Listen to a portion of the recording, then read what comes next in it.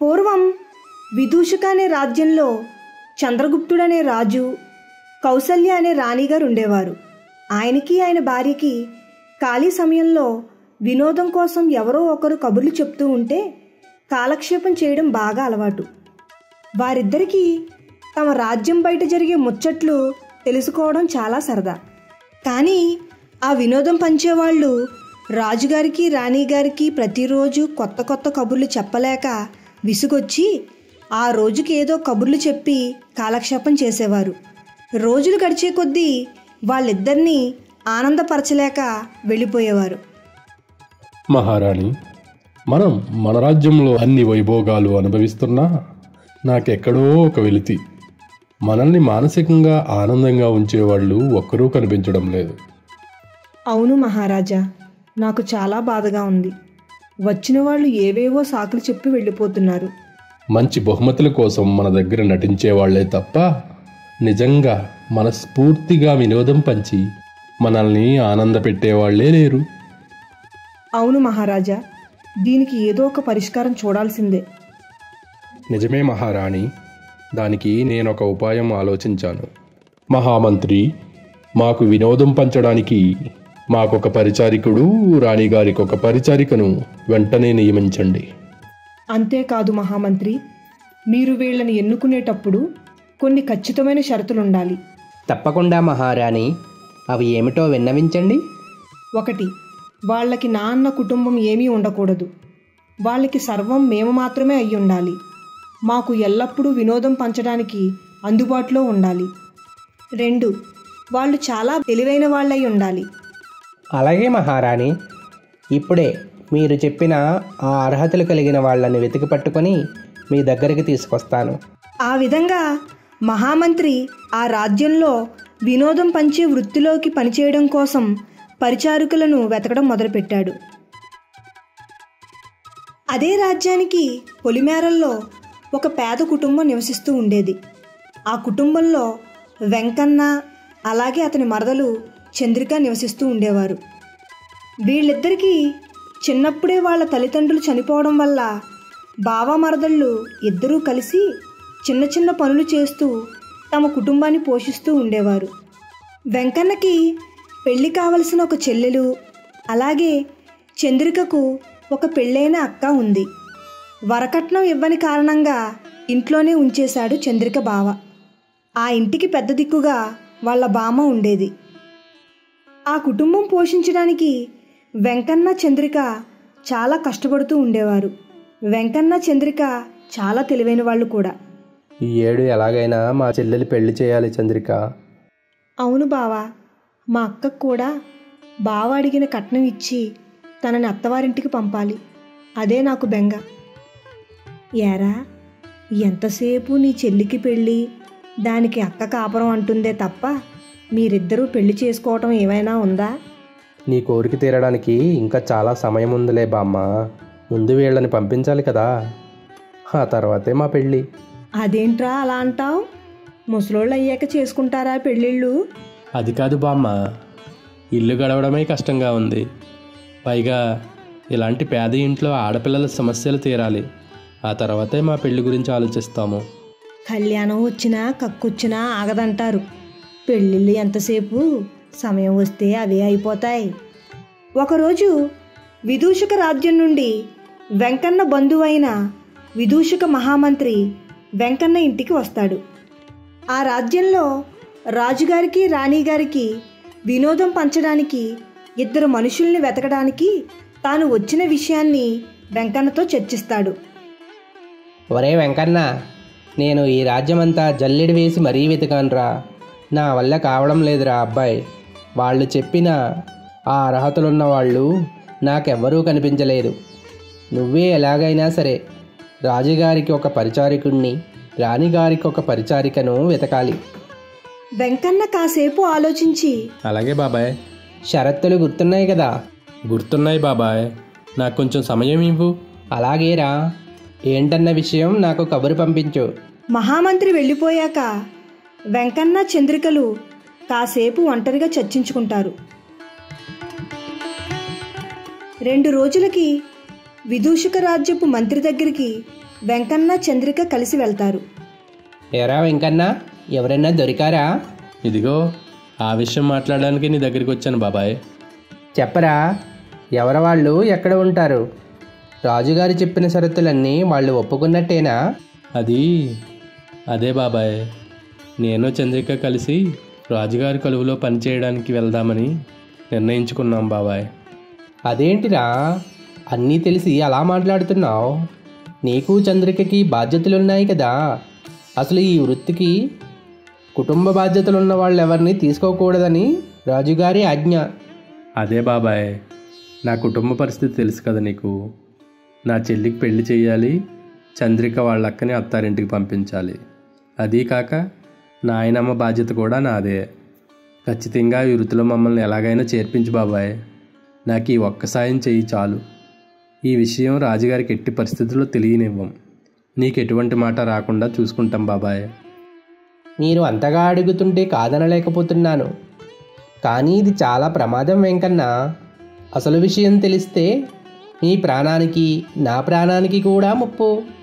మా కష్టాలు తీరాలంటే ఈ సాయం తప్పకుండా చేయాలి బాబాయ్. నువ్వు నీకు ఎటువంటి ప్రమాదం జరగకుండా మేము చూసుకుంటాం. అది మా బాధ్యత. చంద్రిక, నువ్వేం మాట్లాడవే? నువ్వు మీ బావ కలిసి ఇంత పెద్ద నిర్ణయం తీసుకున్నారు కదా. రేపన్న రోజున రాజుగారికి విషయం తెలిస్తే ఎంత ప్రమాదమో తెలుసా?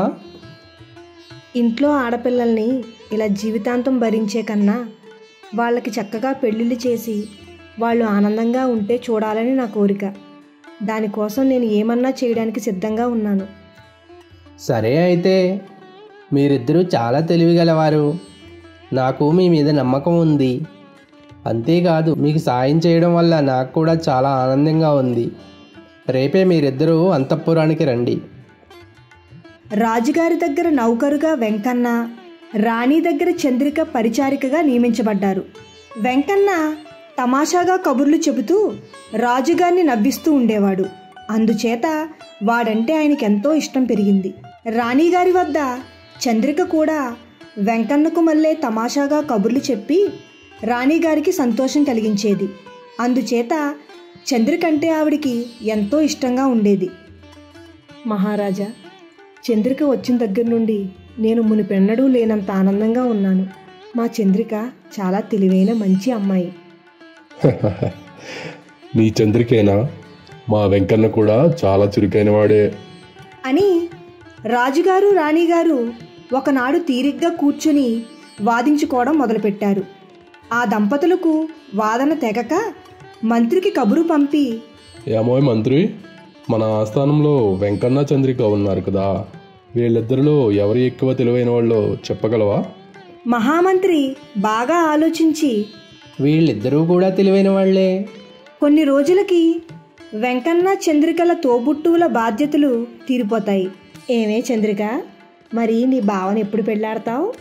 నువ్వే కదా అన్నావు బామ్మ, కళ్యాణం వచ్చినా కక్కు వచ్చినా ఆగదని. ఆ సమయం రానివ్వు.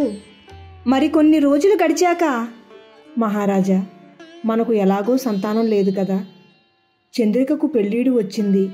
ఆమెకి పెళ్లి చేసి చూసి ఆనందించాలని నా కోరిక. అవును మహారాణి, నాకు కూడా కొడుకు లేని లోటు తీర్చాడు వెంకన్న. అతనికి కూడా ఒక మంచి వధువుని చూసి పెళ్లి చేయాలని నా కోరిక. ఇప్పుడే మహామంత్రిని పిలిచి వెంకన్నకు తగిన వధువును, చంద్రికకు తగ్గ వరుణ్ణి చూడమని చెబుతాను. రాణిగారు మంత్రికి కబురు చేసి, మంత్రిగారు, మన చంద్రికకు తగిన వరుణ్ణి చూడాలి. ఈ భారం మీ మీదే ఉన్నది సుమా. మంత్రివర్య, మన వెంకన్నకి కూడా మంచి పెళ్లి కూతుర్ని చూసే బాధ్యత మీకే అప్పగిస్తున్నా. మహారాజా, మహారాణి, చంద్రికొక వరుడు, వెంకన్నకొక వధువుని చూసే కన్నా వీళ్ళిద్దరికీ ముడేస్తే సరిపోతుంది కదా ప్రభు. ఎందుకంటే చంద్రికకు తగిన వరుడు వెంకన్న, వెంకన్నకు తగిన వధువు చంద్రిక అని రాజుగారితో చెప్పి వైభవంగా వాళ్ళకి వివాహం జరిపించాడు మంత్రి. కొన్నేళ్లు గడిచేసరికి వెంకన్నకి చంద్రికకు వాళ్ళ అక్కా చెల్లెల ఖర్చుల నిమిత్తం పెద్ద మొత్తంలో డబ్బు అవసరమవుతుంది. ఇప్పుడు ఎలా బావా? అంత ధనం మనం ఎక్కడి నుంచి తెచ్చేది? అదే నేను కూడా ఆలోచిస్తున్నాను చంద్రిక. మహా తెలివితేటలు కలిగిన వెంకన్న తన భార్య ఆలోచించి ఒక ఉపాయం పన్నారు.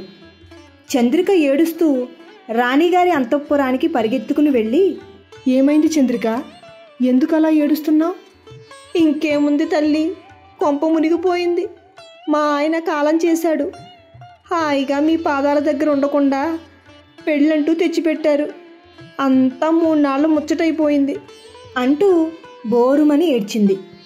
ఇదంతా నిజమేనని నమ్మి, ఏడిస్తే ఏం లాభం చంద్రిక? ఏదో సుఖపడతావని చేశాను కానీ ఇలా అవుతుందని అనుకున్నానా? అయినా తలరాతని ఎవరు తప్పించగలరు అంటూ ధైర్యం చెప్పి ఒక వరహాల మూట ఇచ్చి పంపింది రాణి. ఆ మూటతో చంద్రిక ఇంటికి చేరడంతో, అమ్మ మరదలా, చాలా తెలివైన దానివే, ఇంకిప్పుడు నా తెలివి చూడు. వెంకన్న ఏడుస్తూ రాజుగారి దగ్గరకు వెళ్ళాడు. రాజుగారు నిర్ఘాంతపోయి, ఏమిట్రా, ఏమైంది? ఎందుకలా ఏడుస్తున్నావు? ఎందుకేంటి బాబు, ఏ చీకు చింత లేకుండా కాలం వెళ్ళబుచ్చుతున్న నాకు ఆ పెళ్ళని తెచ్చి పెళ్లి చేశారు. ఎందుకు ఏమో తెలీదు, అకస్మాత్తుగా చనిపోయింది. నా కాపురం నట్టేటి మునిగిపోయింది. ఉన్న డబ్బంతా వైద్యుడే గుంజుకుపోయాడండి అంటూ గొల్లుమని ఏడ్చాడు వెంకన్న. రాజుగారు వాడి వరస చూసి నిజమేననుకుని, అలా ఏడవకురా, ధైర్యం తెచ్చుకో. ఇలాంటప్పుడే గుండె నిబ్బరంగా ఉంచుకోవాలి అని ఓదార్చి 1000 వరహాల మూట వాడికిచ్చి పంపాడు.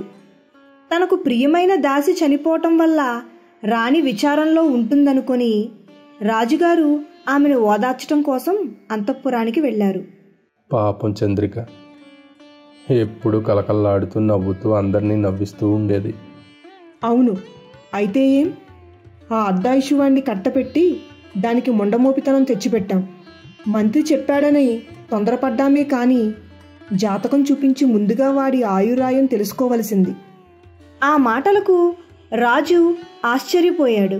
అదేంటి, చంద్రిక చనిపోతే వెంకన్న అల్పాయుషుడు అంటావేంటి? సరి సరి, చంద్రిక చనిపోయిందని ఎవరు చెప్పారు? అది చనిపోయినా తీరిపోను. మొగుడు పోయి బతుకుండటం కన్నా ఆడది చనిపోవటమే మంచిది. చంద్రికకు అలాంటి హీనపు బ్రతుకు వచ్చి పడిందని ఏడ్చేసరికి 1000 వరహాలిచ్చి పంపాను. అదేమన్నమాట? వెంకన్నే పెళ్ళం చనిపోయిందని చెప్పి వచ్చి వెక్కెక్కిపడి ఏడుస్తుంటే నేనే కదా 1000 వరహాలిచ్చి పంపించింది. వాడి చనిపోవడం ఏమిటి? కాదు, వెంకన్న పోత. కాదు, చంద్రికే పోయింది అని కొంతసేపు వాదించుకుని ఆఖరికి రాజు భటుణ్ణి పిలిచి వెంకన్న ఇంటికి వెళ్ళి వాళ్ళిద్దరిలో ఎవరు ముందు చనిపోయారో తెలుసుకుని రమ్మని పంపారు. వెంకన్న రాజుగారి నౌకరు వస్తున్న సంగతి తెలుసుకుని, చంద్రిక, నువ్వు ముసుగు పెట్టి పడుకో అని తను పక్కన కూర్చుని ఏడవటం మొదలుపెట్టాడు. చూడ్డానికి వచ్చిన భటుడు ఏమీ అడగకుండానే తిరిగి వెళ్ళి, మహారాజా, చంద్రికే చనిపోయింది అని చెప్పాడు. ఆ మాట వినేటప్పటికీ మహారాణికి చెప్పలేనంత కోపం వచ్చి ఆ భటుడు మాట మీద నమ్మకం లేక నిజం తెలుసుకురావలసిందని తన దాసిని పంపింది. మరోపక్క రాణివారి దాసి వస్తున్న సంగతి తెలుసుకొని వెంకన్న ముసుగుబెట్టి పడుకున్నాడు. పక్కనే చంద్రిక ఏడుస్తూ ఉంటుంది. అది చూసిన దాసి తిరిగి వెళ్ళి, మహారాణి, వెంకన్న చనిపోయాడు. ఆ మాటలు విన్న రాజు నమ్మలేక రాణిని వెంటబెట్టుకుని స్వయంగా వెంకన్న ఇంటికి బయలుదేరాడు. రాజు రాణి వస్తున్నారని తెలియటంతోనే చంద్రిక వెంకన్న ఇద్దరూ కూడా చచ్చిన వాళ్లకు మళ్ళీ తలోమూలా ముసుగు తన్ని పడుకున్నారు. వెంకన్న పెళ్ళం పోయిందనే దుఃఖంతో ఏ విషమో త్రాగి ఉంటాడు. అదేమన్నమాట మహారాజా? చంద్రిక పతివ్రత గనుక మొగుడు చనిపోయాక బ్రతకటం ఎందుకని ప్రాణం విడిచేసి ఉంటుంది. మళ్ళీ వాదన ప్రారంభమైంది. వీళ్ళిద్దరిలో ఎవరు ముందు చనిపోయారో చెప్పిన వాళ్ళకి అగ్రహారం బహుమతిగా ఇస్తాను అన్నారు రాజుగారు.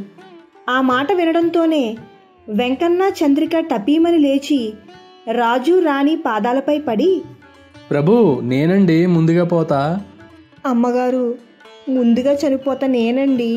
వాళ్ళిద్దరూ బ్రతికే ఉండటం చూసి, ఇదేం పోయే కాలం రా మీకు, బ్రతికొండగానే చచ్చిపోయినట్లు నటించారు.